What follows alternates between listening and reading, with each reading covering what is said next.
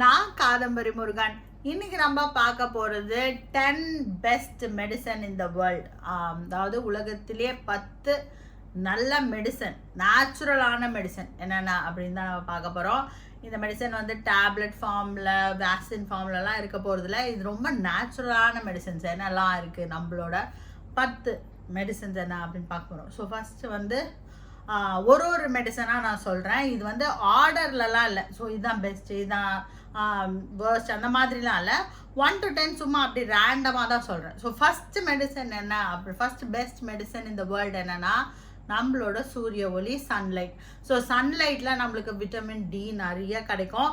So அது வந்து நம்மளோட ஹார்மோனை ரெகுலேட் பண்ணுறதுக்கு, நம்மளோட மூடை சரியாக வச்சுக்கிறதுக்கு, அதுக்கப்புறம் நம்மளோட போன் க்ரோத்துக்கு, போன் டென்சிட்டிக்கு, கால்சியம் வந்து நம்மளோட உடம்புல அப்சார்ப் பண்ணுறதுக்கு, அதுக்கப்புறம் நம்மளோட இம்யூன் சிஸ்டமை வந்து நல்லா பூஸ்டப் பண்ணி வச்சுக்கிறதுக்கு, அப்புறம் கேன்சர் ப்ரிவென்ஷன், இதுக்கெல்லாம் வந்து இந்த விட்டமின் டி நம்மளுக்கு ரொம்ப முக்கியம். ஸோ இது வந்து நம்ம சாதாரணமாக போயிட்டு நல்லா எக்ஸ்போஸ் பண்ண உடம்பை வந்து காலையில் 6 மணிலேருந்து 8 மணி வரைக்கும், அதாவது சூரிய ஒளி இளம் சூடுன்னு சொல்லுவாங்க, அந்த டைமில் நம்ம வெளியில் போனோன்னா இது நம்மளுக்கு ஈஸியாக கிடச்சிரும்.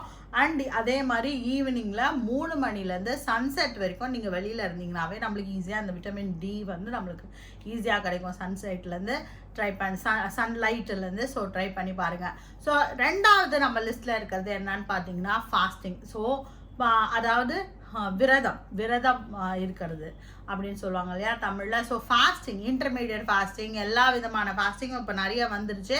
இது வந்து நம்மளுக்கு என்ன பண்ணுது அப்படின்னு பார்த்தீங்கன்னா நம்மளோட பிளட் சுகரை ரெகுலேட் பண்ணுறதுக்கு, பிளட் ப்ரெஷரை ரெகுலேட் பண்ணுறதுக்கு நிறைய பெனிஃபிட்ஸ் ஃபாஸ்டிங்கில் இருக்குது. ஸோ ட்ரை பண்ணி பாருங்கள், இன்டர்மீடியட் ஃபாஸ்டிங் பண்ணி பாருங்கள். எப்போ பசிக்குதோ அப்போ சாப்பிட்டா போதும், அது வரைக்கும் கொஞ்சம் விரதமாக இருந்து பாருங்கள்.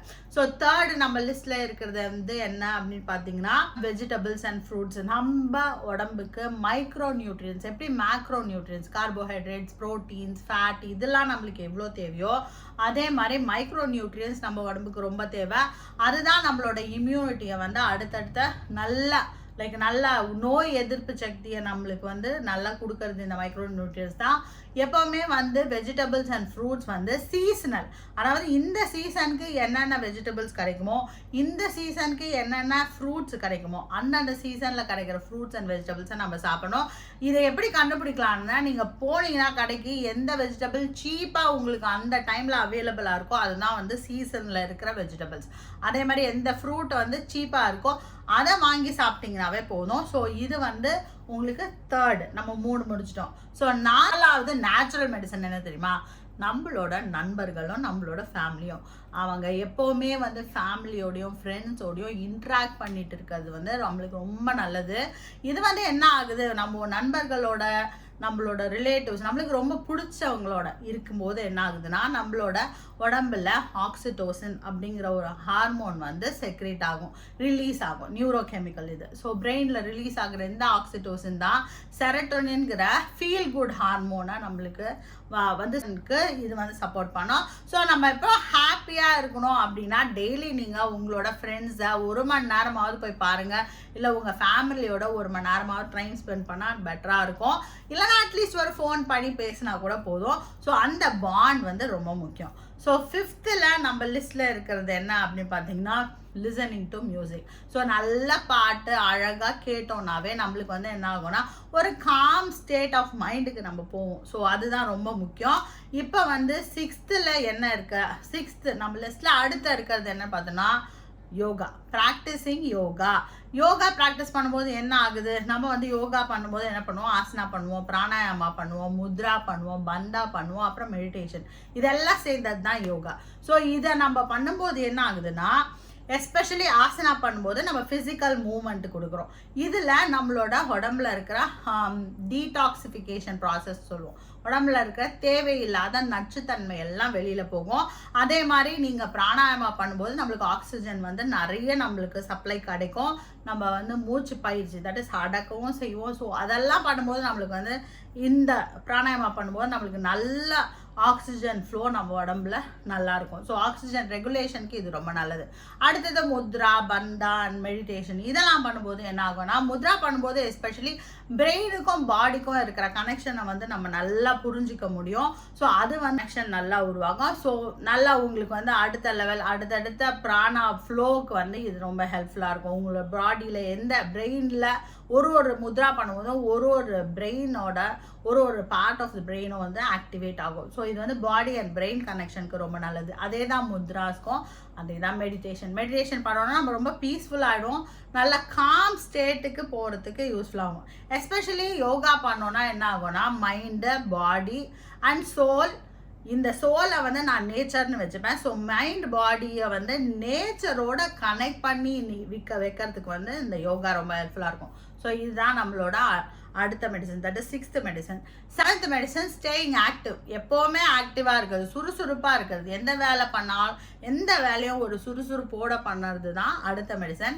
அடுத்தது இது வந்து யோகா இதெல்லாம் செய்யும் போதே நம்மளோட ஆக்டிவிட்டி லெவல் வந்து இன்க்ரீஸ் ஆகிடும். ஸோ எப்போவுமே வந்து ஒரு இந்த ஆக்டிவிட்டி ஜாஸ்தியாக பண்ணிகிட்டே இருந்தோம்னா நம்மளுக்கு ஆஸ்டியோபரோசிஸ் அந்த மாதிரி கண்டிஷனில் இருந்தெல்லாம் நம்ம போகாமல் நம்மளை தடுக்கிறதுக்கு வந்து நம்ம ஆக்டிவாக இருக்கிறது ஹெல்ப்ஃபுல்லாக இருக்கும். அடுத்தது ஸோ நம்ம 7 பார்த்துட்டோம். ஸோ 8வது நம்ம லிஸ்ட்டில் இருக்கிறது ஒரு gratitude and positive attitude. So நன்றி உணர்ச்சியோட எப்போவுமே மைண்டில் வந்து ஒரு நல்ல பாசிட்டிவான எண்ணங்களோடு இருக்கிறது தான் நம்மளோட 8வது விஷயம். ஸோ 8வது வந்து என்ன அப்படின்னு பார்த்தீங்கன்னா, கிராட்டிடியூட்னா என்ன, நன்றி உணர்வோடு இருக்கிறது. எல்லாருக்கிட்டையும் எல்லா விஷயத்தையும் நம்ம பார்க்கும்போது அந்த விஷயத்த நம்மளுக்கு வந்து ரொம்ப பிடிச்சி நன்றியோட நம்ம ஒரு செயலை செஞ்சோம் அப்படின்னா என்ன ஆகும்னா, நம்மளுக்கு எல்லாரையும் பிடிக்க ஆரம்பிக்கும். ஒரு பாசிட்டிவ் ஃபீலிங் கொண்டு வரதுக்கு இந்த கிராட்டிடியூட், ஸோ பாசிட்டிவ் ஆட்டிடியூட் வர்றதுக்கே வந்து இந்த கிராட்டிடியூடுங்கிற நன்றி உணர்வு ரொம்ப முக்கியம். ஸோ இது நம்மளோட மைண்டில் நன்றி உணர்வோடு இருந்தோம்னா நம்மளுக்கு எந்த ஒரு சைக்கலாஜிக்கல் ப்ராப்ளம்ஸும் வராமல் இது நம்மளை காப்பாற்றும். அடுத்தது 9வது நம்ம லிஸ்ட்டில் இருக்கிறது என்ன அப்படின்னு பார்த்தீங்கன்னா, கொஞ்சம் கூட பயமே இல்லாமல் இருக்கிறது. எந்த ஒரு காரியம் பண்ணாலும் அதில் பயம் இல்லாமல் என்ன நடந்தாலும் பார்த்துக்கலாம் அப்படிங்கிற ஒரு ஆட்டிடியூடோட இருந்தோன்னா எல்லாத்தையும் வெற்றியோ தோல்வியோ எல்லாத்தையும் நம்ம வந்து ஒரே மாதிரி பார்க்க ஆரம்பிச்சிடும். ஸோ ஃபியர்லெஸ்ஸாக இருக்கிறது தான் 9வது. ஸோ 10வது என்ன இருக்குது அப்படின்னு பார்த்தோன்னா, அடுத்தவங்க பேசுறத கேட்கறது. அதுக்கப்புறம் அன்கண்டிஷ்னலாக எல்லாரையும் லவ் பண்ணுறது. ஸோ கிவிங் அன்கண்டிஷ்னல் லவ் சொல்லுவோம்ல, ஒரு தடையே இல்லாத ஒரு அன்பு எல்லார் மேலேயும், இந்த உலகத்தில் இருக்க எல்லார்கிட்டையும் ஒரு அன்கண்டிஷ்னல் லவ் இருக்கிறது. ஸோ இதுதான் வந்து நம்மளோட 10வது. ஸோ லிசனிங் டு அதர்ஸ் அப்படின்னா என்ன, யாராவது சொல்கிறத கேட்கறது.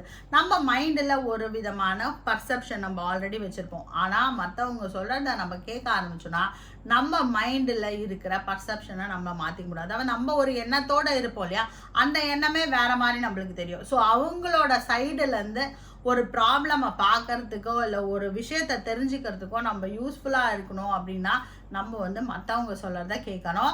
அதனால நம்மளுக்கு நிறைய விஷயங்கள் நம்ம உடம்புலையும் சரி மனசுலையும் சரி அண்ட் தேவை நம்மளுக்கு வந்து என்ன சொல்கிறது, உடம்பு மனசு எல்லாத்துக்குமே வந்து இது ரொம்ப ரெஃப்ரெஷிங்காக இருக்கும். ஸோ இப்போ போனஸ் என்னன்னா அன்கண்டிஷனல் லவ் தான். ஸோ எல்லார் மேலேயும் ஒரு அன்போடு நம்ம பழக ஆரம்பித்தோன்னா, இந்த உலகத்தில் இருக்க எல்லாரோடையும் அன்போடு பழக ஆரம்பித்தோன்னா என்ன ஆகும் அப்படின்னு பார்த்தீங்கன்னா, நம்ம வந்து இந்த உலகத்தை சேஃபாக பாசிட்டிவாக நம்ம ஃபீல் பண்ண ஆரம்பிப்போம். அதை நீங்கள் வந்து பண்ணி பார்த்தீங்கன்னா தான் தெரியும். ஸோ இந்த வீடியோ உங்களுக்கு பிடிச்சிருக்கோன்னு நான் நம்புகிறேன். இந்த வீடியோ உங்களுக்கு பிடிச்சிருந்தனா உங்கள் ஃப்ரெண்ட்ஸோடு இதை ஷேர் பண்ணுங்கள். இதே மாதிரி அடுத்தடுத்த வீடியோஸை பார்க்கறதுக்கு இந்த சேனலை சப்ஸ்கிரைப் பண்ணுங்கள். அண்ட் உங்களுக்கு இந்த லிஸ்ட்டில் எது வந்து ஈஸியாக பண்ண வரும் அப்படிங்கிறதையும் இந்த கமெண்ட் செக்ஷனில் சொல்லுங்கள். Be happy, make others happy. வாழ்க வளமுடன்.